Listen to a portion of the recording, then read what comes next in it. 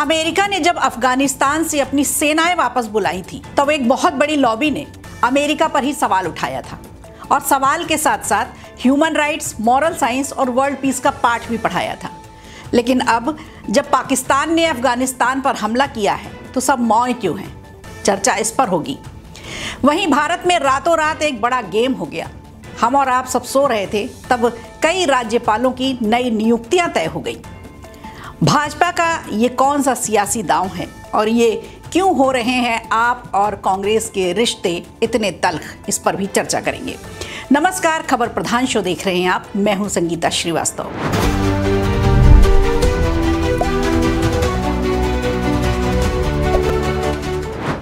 सबसे पहले ट्रंप का ये बयान सुनिए आप, फिर उसके बाद हम आगे चर्चा करेंगे। Is our enemy. ISIS is our enemy. We have an area that I brought up with our generals 4 or 5 weeks ago, where Taliban is here, ISIS is here, and they're fighting each other. I said, why don't you let them fight? Why are we getting in the middle of it? I said, let them fight. They're both our enemies. Let them fight. Sir, we want to do it. They go in and they end up fighting both of them. It's the craziest thing I've ever seen. I think I would have been a good general, but who knows? इस video में Trump कह रहे हैं दोनों हमारे दुश्मन हैं और दोनों को लड़ने दीजिए। वैसे ये सिर्फ अमेरिका के ही दुश्मन नहीं बल्कि पूरे देश के राजनीतिक, सामाजिक और शांति के दुश्मन हैं। पर कुछ लोग इन्हें शांति दूत मानते हैं। अब एक और खबर सामने आई है कि पाकिस्तान ने 24 दिसंबर की रात को तालिबान के खिलाफ कार्रवाई करते हुए अफगानिस्तान पर बड़ी एयर स्ट्राइक की है। इस एयर स्ट्राइक में 46 लोगों के मारे जाने की सूचना मिली है। जानकारी के मुताबिक इस हमले में 7 गांवों को निशाना बनाया गया था। आशंका जताई जा रही है कि इस हमले में मरने वालों की संख्या और भी ज्यादा हो सकती है। पाकिस्तान के इस कदम पर तालिबान ने जवाब देते हुए इसे अफगानिस्तान की संप्रभुता का उल्लंघन बताया है। वहीं तालिबान ने कहा है कि वो कसम खाते हैं कि पाकिस्तान की इस कार्रवाई का जवाब जरूर देंगे। अब इस एयर स्ट्राइक ने पाकिस्तान और अफगानिस्तान के बीच रिश्ते और भी नाजुक कर दिए। लेकिन इसके पीछे की क्रोनोलॉजी को समझाने वाले बता रहे हैं कि पाकिस्तान के इस हमले के पीछे अमेरिका का हाथ हो सकता है। डोनाल्ड ट्रंप सत्ता में वापस आ रहे हैं और 20 जनवरी को अमेरिका की कुर्सी पर काबिज भी हो जाएंगे। ऐसे में पाकिस्तान को यह पता है कि जब उन्हें डोनाल्ड ट्रंप के हिसाब से चलना होगा तो कुछ उनकी बातें भी माननी होंगी। कुछ रिपोर्ट्स ये भी कहती हैं कि ट्रंप ने अपने आधार पर कुछ देशों को ऑर्डर देना भी शुरू कर दिया है। ऐसे में सवाल ये खड़ा होता है कि क्या इस हमले के पीछे अमेरिका है? तो आपको बता दें, हमेशा की तरह अभी तक हमले की पाकिस्तानी अधिकारियों ने कोई पुष्टि नहीं की है। लेकिन इस एयर स्ट्राइक के बाद पाकिस्तान और अफगानिस्तान के बीच तनाव जरूर बढ़ गया है, जो ये इशारा कर रहे हैं कि कुछ न कुछ हुआ है। अफगानिस्तान ने भी पाकिस्तान पर पहले हमले किए थे, जिसके बाद पाकिस्तान ने ये स्ट्राइक की है।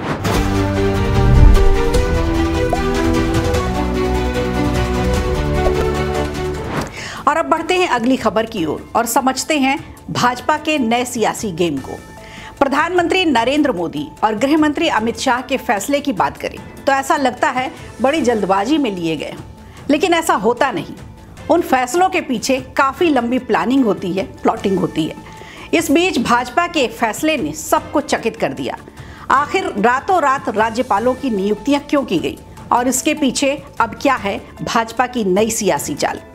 दरअसल राष्ट्रपति द्रौपदी मुर्मू ने मंगलवार को 2 राज्यों में नए राज्यपालों की नियुक्तियों के साथ साथ 3 राज्यों में तबादले भी किए। इसे राजनीतिक रूप से बेहद अहम माना जा रहा है, जिसमें जनरल वीके सिंह को मिजोरम का राज्यपाल बनाया गया है। आपको बता दें, वीके सिंह को लोकसभा चुनाव 2024 में बीजेपी ने टिकट नहीं दिया था।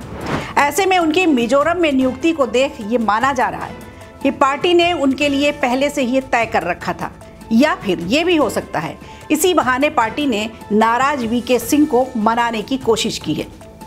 एक तरफ जहां जनरल वीके सिंह को लेकर पार्टी ने बड़ा फैसला लिया है, तो वहीं आइडियोलॉजिकली वे से केरल की वामपंथी सरकार को चुनौती देने वाले आरिफ मोहम्मद खान को बिहार भेजा है। बिहार में नए राज्यपाल का प्रभार संभालेंगे आरिफ मोहम्मद खान, जबकि बिहार के राज्यपाल राजेंद्र विश्वनाथ आर्लेकर को केरल ट्रांसफर किया गया है। इसी बीच एक नाम ने सबसे ज्यादा सुर्खियां बटोरी और वो है ओडिशा के राज्यपाल रघुवर दास। दरअसल रघुवर दास ने जैसे ही अपना इस्तीफा दिया, वैसे ही कई लोगों ने अनुमान लगाना शुरू कर दिया कि अब रघुवर दास की चुनावी राजनीति में एंट्री हो सकती है। झारखंड में भाजपा को मिली शिकस्त के बाद बीजेपी झारखंड में एक मजबूत और बड़े चेहरे की तलाश में थी, और ऐसे में रघुवर दास से बड़ा चेहरा कोई हो नहीं सकता, क्योंकि रघुवर दास झारखंड के 6ठे सीएम रह चुके हैं और उनसे अच्छा प्रदेश को भला कौन समझेगा। इसी बीच एक साल बाद विधानसभा चुनाव को देखते हुए आरिफ मोहम्मद खान को बिहार का राज्यपाल बनाए जाने को भी बेहद अहम माना जा रहा है। खान कट्टरपंथी इस्लाम के घोर विरोधी रहे और मुस्लिमों को मुख्यधारा से जोड़ने के समर्थक भी रहे। बिहार में चुनाव है और आंकड़ों की बात माने तो 17% यानी लगभग 3 करोड़ मुसलमानों को साधने के लिए इससे अच्छी पहल हो नहीं सकती थी। बिहार के राज्यपाल राजेंद्र विश्वनाथ आर्लेकर को केरल का राज्यपाल नियुक्त किया गया है, तो वहीं मिजोरम के राज्यपाल डॉक्टर हरिबाबू खम्बमपति को ओडिशा का राज्यपाल बनाया गया है। पिछले 5 वर्ष से गृह सचिव के रूप में मणिपुर समस्या को बेहद करीब से देखने वाले अजय भल्ला को वहां का राज्यपाल बनाकर भेजा गया है। माना जा रहा है भल्ला वहां कुकी और मैतेई समुदाय के बीच पैदा हुई गहरी खाई को खत्म कर उनसे बातचीत कर राजी करेंगे। सबसे सेंसिटिव प्रदेश में अजय भल्ला को भेजने का मतलब क्या है? कौन है भल्ला? अजय कुमार भल्ला एक वरिष्ठ प्रशासनिक अधिकारी हैं। उन्होंने केंद्रीय गृह सचिव होने के साथ साथ अपनी सेवाओं के दौरान कई महत्वपूर्ण पदों पर अपनी जिम्मेदारियां दी। प्रशासनिक सुधारों में उनका योगदान और दक्षता के लिए उन्हें जाना जाता है। इसी बहाने भाजपा ने इन प्रदेशों में सक्रिय राजनीति में लौटने के प्रयास बताए हैं। आइए एक बार नजर डाल लेते हैं कौन कहां बना राज्यपाल।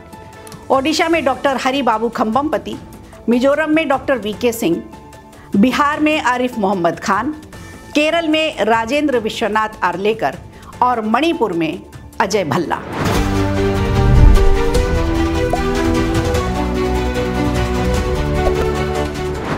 और अब दिल्ली की ओर चलते हैं, जहां ताबड़तोड़ तरीके से कांग्रेस नेता अजय माकन ने अरविंद केजरीवाल को लेकर बड़े बयान दिए। ये बयान ऐसे समय में आए हैं जब दिल्ली में विधानसभा चुनाव नजदीक है। फिलहाल दोनों तरफ से बयानों की झड़ी लगी है। अजय माकन ने कहा है 2013 के दिल्ली विधानसभा चुनाव के बाद अरविंद केजरीवाल को समर्थन देना उनकी सबसे बड़ी गलती थी और गठबंधन में शामिल होने को भी उन्होंने बड़ी भूल बताया। अरविंद केजरीवाल को उन्होंने भरोसे के लायक नहीं बताया। माकन ने आरोप लगाया है वैसे तो अरविंद केजरीवाल राजा की तरह रहते हैं और पार्टी का नाम रखा है आम आदमी। फिलहाल दिल्ली सीएम आतिशी की गिरफ्तारी को लेकर दिल्ली में हलचल है, जिसे लेकर अजय माकन ने कहा है कि आरोप लगाना केजरीवाल की आदत बन चुकी है। सभी का ध्यान खींचने के लिए कुछ ऐसी कोशिश करते रहते हैं। दरअसल अरविंद केजरीवाल ने बुधवार को दावा किया कि दिल्ली विधानसभा चुनाव से पहले मुख्यमंत्री आतिशी को फर्जी केस में गिरफ्तार किया जा सकता है। दिल्ली चुनाव से पहले कांग्रेस ने अरविंद केजरीवाल और दिल्ली सरकार के खिलाफ श्वेत पत्र जारी किया है।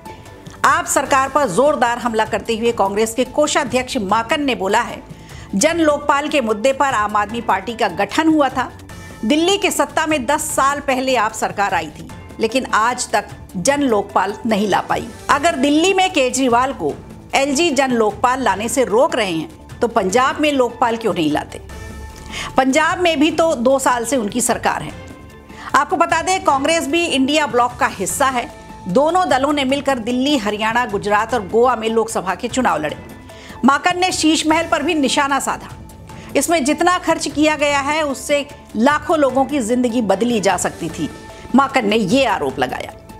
अरविंद केजरीवाल की कथनी और करनी में अंतर बताया।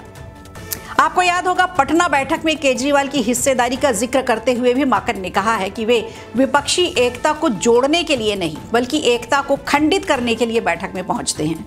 लोकसभा चुनाव से पहले आम आदमी पार्टी बड़े रौब और रुतबे के साथ महागठबंधन का मंच शेयर करती रही है, लेकिन ऐसा क्या हुआ कि दोनों के रिश्तों में दरार दिखने लगी। दरअसल दिल्ली का चुनाव ही दोनों दलों के लिए दांव पर लगा है। लोकसभा की 7 सीटें हार चुके हैं ये दोनों ही दल, और ये सब चुनाव को लेकर हो रहा है। दोनों दलों के नेताओं के बीच जारी जुबानी जंग से साफ हो गया है कि दोनों दलों के बीच मतभेद काफी गहरे हो चुके हैं। ऐसे में दोनों दलों के आगे किसी भी तरह का तालमेल की गुंजाइश अब दिखाई नहीं पड़ रही। माकन के बयान से पूर्व दिल्ली सरकार के मंत्री और आप के वरिष्ठ नेता सौरभ भारद्वाज ने कांग्रेस के रुख को लेकर सवाल खड़े किए। इसके पहले कांग्रेस नेता संदीप दीक्षित ने भी कहा था कि जब वो विधानसभा जाते हैं तो उन्हें इग्नोरेंस की फीलिंग आती है।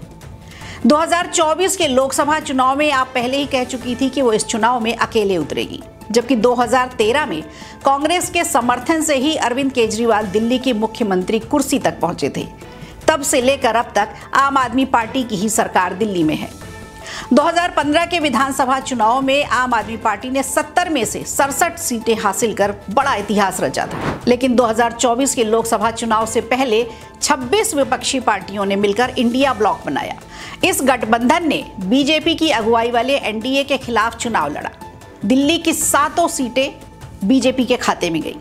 इधर विधानसभा चुनाव में भी बीजेपी दोनों दलों की आपसी तकरार का पूरा फायदा लेने के मूड में है, यानी भाजपा इन दोनों दलों के बीच चल रही खींचतान का फायदा उठाने की कोशिश में जुट गई है। अब देखना होगा इन दोनों की तकरार में बीजेपी अपना 10 साल का सूखा कैसे खत्म करती है। खबर प्रधान में आज के लिए इतना ही। दीजिए इजाजत, नमस्कार। वीडियो अच्छा लगा हो तो लाइक कीजिए, शेयर कीजिए और कमेंट बॉक्स में हमें जरूर बताइए।